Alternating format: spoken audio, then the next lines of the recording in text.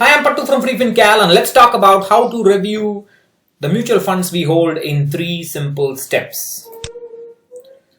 So, the one common mistake that people do while after buying mutual funds, I should say, is that they look at star ratings and they get worried. They compare their fund's performance with other funds and they get worried. They will get worried about what other people talk about their funds and so on. Now, reviewing a mutual fund is a bit like blind men touching the elephant. You know, some people touch the tusk and say it feels like something. Some people touch the leg. Some people touch the tail, the trunk, and so on. So every part of the elephant to a person who cannot see is going to look different. And mutual fund returns or mutual fund performance in general is basically like that. So let's say we started investing in January of this year, and after 1 year, in December, let's say in December 2019, we look at the star rating. The star rating may be when we invested, the star rating may have been fine, but in December 2019, the star rating would have fallen down to 3 stars. But that doesn't mean that in the 1 year that we invested, we got poor returns, because the star rating analyst would be looking at the last 3 years. So we started investing at this point, let's say, and we're looking at the performance again after 12 months. But the star rating at that time would be the star rating for the last 3 years performance and the last 5-year performance. We have not been investing for that much time. We have only been investing for the last year. So we are one of the blind guys, and the star rating portals are another blind guy. So they're all touching different parts of the elephant with their eyes closed, and they're going to get different results. So that is the reason why you should not look at you should not look at star ratings or compare with peers after you start investing in a mutual fund. So of course, one thing is allowed. So let's say we started investing 5 years ago or maybe 7 years ago, and this is today. So that's 7 years. And you can look at the performance in the last 3 years, so that's within our investment period. That's fine. You can look at what happened recently. But this performance is better still to look at it with respect to a benchmark and not compare it with respect to peers, because it will just make you stressed. So there's no need for our fund to be the best. What is the need for us to be investing in the best funds? None of my mutual funds are the best funds. They're all useless funds. I'm still happy. Who cares? So it's important to set some ground rules for reviewing mutual funds, and these are the rules that I like to set. I would say give at least 3 years from the day we started investing. Give at least 3 years to review your mutual fund and then take a call on its performance. Focus on the portfolio return and the portfolio growth. Don't look at individual funds and say, this gave me 15%, this gave me 9%, so this 15% is better than 9%. No, you should have a diversified portfolio where every fund should not perform well at the same time. Some should perform, some should not perform. And then the tide will turn. So that's when the balance should be there in the portfolio. That's why I keep saying, look at the growth of the portfolio. If you look at my personal financial audit, I would have shown you how to do it. I'll link the audit in the description box. You can have a look at that. Now, I would say that review the performance of the fund from the date of the first investment, and only then consider performance in the last years. So first look at what happened from the day we started investing to the current date. What is the performance with respect to a benchmark? Then you can look at last 3 years or last 2 years, but in this fashion. It should be last 3 years only when the investment period is longer. We should choose benchmarks for individual funds and for the overall portfolio to test the performance. I will talk about this, how to do it. Then I will again stress, stop comparing one fund to another, which means do not use star ratings. They are going to make you get stressed. That's all. If you want, you can do a category comparison for risk and reward. I'll show you how to do this.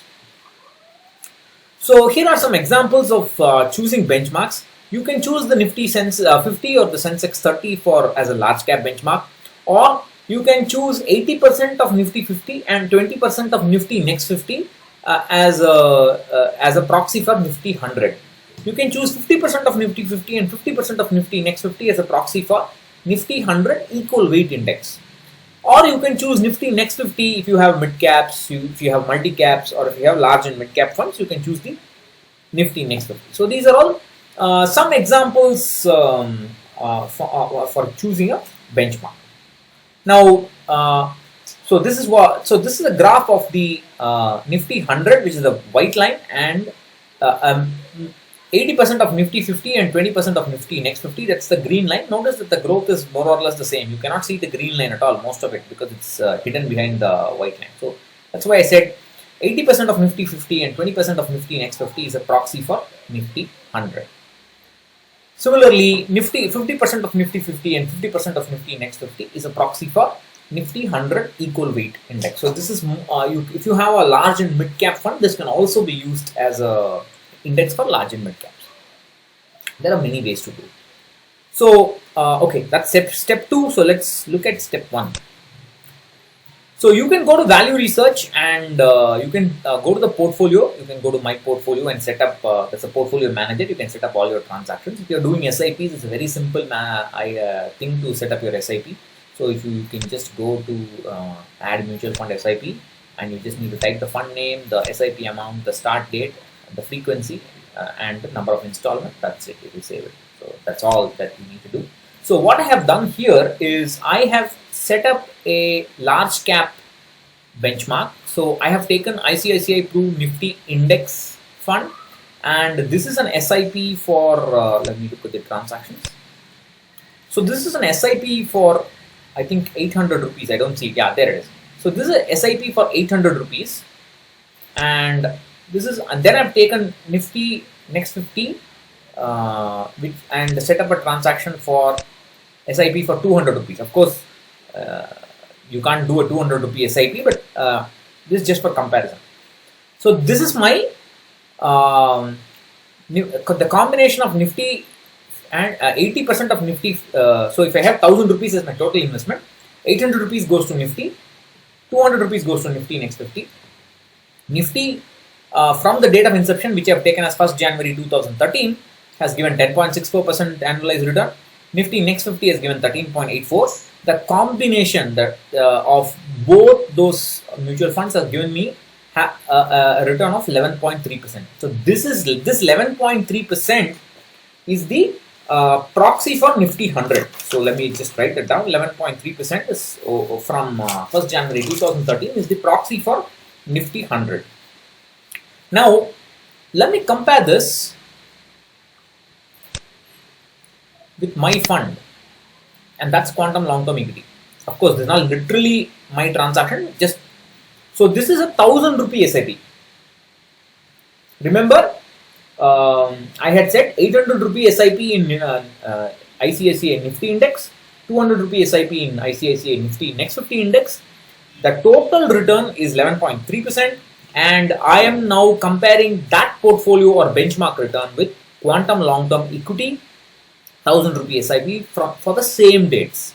So that's 11.7. So quantum long-term equity is just about bet the portfolio that I've chosen. So it's quite okay. It's not a spectacular performance, but if considering the low volatility of quantum long-term equity, which I'll show in a moment, I think that's a fairly good performance from the date in which I started investing. That's it. I don't need to look at anything else. Why do I need to break my head? It's done, right? So again, if you go back to the, I've also set up a multi-cap benchmark. So in this multi-cap benchmark, what I have done is, again, for the 1000 rupees, let me have a look at the transactions. So I have said, okay, I've said equal, I think. So this is 1000 rupees in Nifty, ICICI Nifty Index. And I think this probably is 1000 rupees. I hope, yeah. This is again 1000 rupees in Nifty Next 50. So this is 50% in Nifty Index and 50% in Nifty Next 50, and that combined return is 12.26%. So this can be used for, of course, you can use this also to benchmark quantum long-term equity. You can say, I want that kind of a performance. So if you are expecting that kind of performance, then quantum long-term equity is disappointed.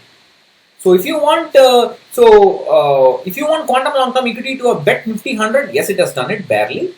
But if you want a more mid-capish kind of performance in your portfolio and expect quantum long-term equity to do that, then it has disappointed. So it depends on your expectations. So the benchmark should be decided based on your expectations. And I to me, this is a bit risky benchmark. So I'm happy with large cap benchmarks.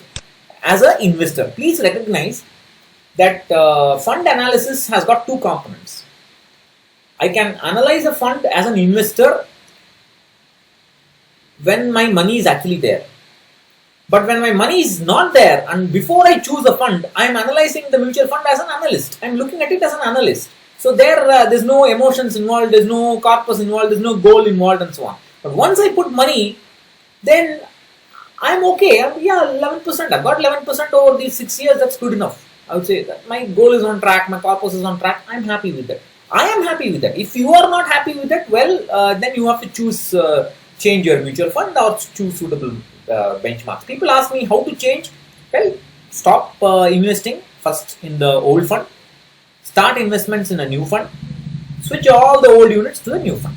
Gradually or on one shot, depending on how you want to do it. Gradually only for making sure there is no exit load and minimizing tax and so on. That is the only reason. Otherwise, you can just shift in one shot. In terms of risk, it's not a problem because you're anyway going to shift from one equity fund to another. It's not a big deal. The money is just shifting places. So that's step one.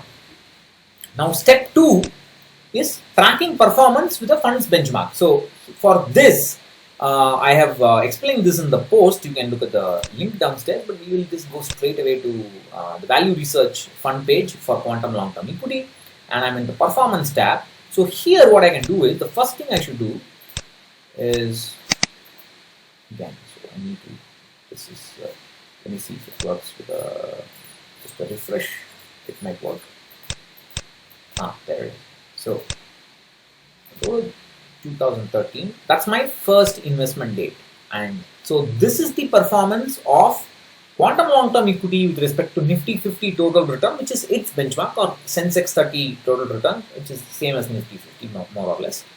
So that is from 1st January 2013 to now, and it looks okay. It looks decent, and if you actually look at the ups and downs a bit, the fund has been less volatile than the index to a large extent, but there is a strong correlation with its moment as well. Now what you can do is, this is like a 6-year window, right? So you can move the 6-year window to the left. I think for that you need to unblock ads. That's because this is an active element and it treats this graph as an ad if you don't do it. So let me get rid of that. So again, back to this. There you go. So now you can move this, and that tells you for 6-year windows in the past. So for example, if the fund had underperformed from the date to which you invested, you can actually go back and check for the same duration, has the fund underperformed before, or it's always outperformed. If it has always outperformed in that duration and only in your duration does not underperform, that's a warning sign. That means you should be really careful. Then you can also do the same with 3-year windows. You can set it for 3 years and look at it. So this is like, I keep talking about rolling returns. This is like a visual rolling returns study. So you can look at that, how it's going. So, how you can interpret based on what you're doing. But you must have a method, right? So over 5 years, 3 years, you can set it up and go ahead. So that's the second step. Now there is a third step. You can look at the risk and the reward. If you are happy with the returns and if you are happy with the kind of ups and downs the fund has had, I would say leave it like that. But if you are worried, for example, quantum long-term equity has barely bet the benchmark that I wanted and it did not beat another benchmark. So in that case, you can go to Morningstar, the Morningstar fund page, go to the risk and ratings tab, and here if you will see a 3-year, 5-year and 10-year windows. So this is, first we click the 3-year window and look at the risk category. So if you look at the risk in the risk of the fund with respect to category, it's lower. The return is kind of average. Over 5 years, below average. Over 10 years, it's kind of average. So it's basically like only an average to below average kind of performer. It's not a spectacular performer, and that's okay. See, you must understand that in a class, there will be bad students, always. There will be good students. The number of good students, and so the good students actually are people who don't need a teacher. Whether the teacher is good or not, the good students will always perform. The bad students, whether the teacher is good or not, whether the system is good or not, They just don't care. They're always going to underperform.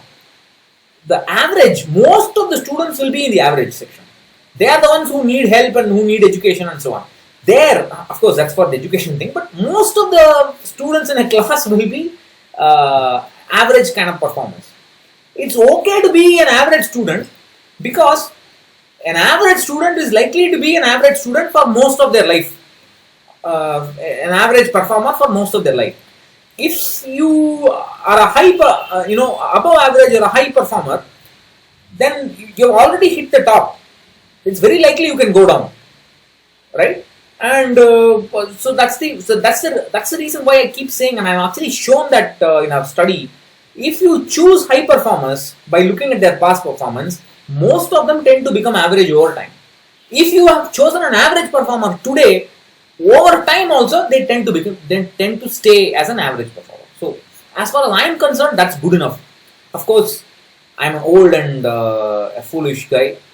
Many people are young. They say they have a lot of risk appetite. I want to take more risk and so on. Go ahead. You learn your experience in time. So one more thing that you can do is go back to 3 years, go down, and this is a graph of standard deviation or volatility in the horizontal axis and return in the vertical axis. The index, which is you can see here, BSE 500 is the index chosen. So with respect to BSE 500 will give you more or less the returns similar to Nifty 50. So don't assume it's a very different index because it's market capitalization weighted. They will all have similar returns. So the index is right in the center, and you can actually look at the numbers if you hover over it. The category is here over 3 years, and the fund is here. So this means that the category has got higher risk. So this is increasing risk. The category has got higher risk than the index, and it has underperformed the index. Quantum long-term equity has also underperformed the index, but has got lower risk. So that's good enough in my opinion. You may disagree, but I don't care. 5 years, again, the category has bet the index but taking higher risk. Quantum long-term equity has not bet the index but has low risk again. That's not so great. I agree. 10 years. Notice that the index again has done the category has bet the index by taking more risk, but quantum long-term equity has bet the index by taking significantly lesser risk. So that's the 10-year return. I trust quantum long-term equity, and I have faith in it, and I would like to wait for that kind of duration for my fund to deliver. That's my perception, and that's my faith. You need some faith in investing, otherwise it won't work. If you have a different faith, that's up to you. There's one more thing you can do. Now go back to 3 years. Over a 3-year period, quantum long-term equity has captured only 81% of the benchmark's gains, but it has only captured 75% of the benchmark's losses, which is very good. Now over 5 years, it has again captured only 75% of losses. The gains are okay. Over 10 years, it has captured 91% of the benchmark's gains, but it has only captured 70% of its losses, which is awesome. That is the reason why it's able to beat the index with significantly lower risk. I have shown this before. Most mutual funds, if you look at the long-term track record, their upside capture will be lower than 100%, but the downside capture will be significantly good. It will also be lower than 100%, but that's good. It will be significantly good. They would have not captured most of the benchmark's losses, which is why they are able to outperform the index. So, in my opinion, that still looks good. Quantum long-term equity still looks good. Of course, it requires patience and it requires lower expectations to be in this kind of fund. But what do I know, right? I mean, I'm just a useless guy, as some people tend to call me. But that's my expectation. My point is, let me not say that. My point is that these are my expectations. It is enough if my money grows at that rate. Because for me, the journey matters, the volatility matters. If you want higher returns at higher risk, choose other mutual funds, choose other benchmarks, other methods to gauge your mutual fund. My point is, I have shown you 3 techniques. you can modify this, you can change this the way you want and to your you know uh, the way you like. So I'll catch you again in another video. If any part of this video did not make sense, or if you want some clarifications on how to do it, leave a comment below. I will try to make another video, maybe with another mutual fund as an example. So I'll catch you in another video.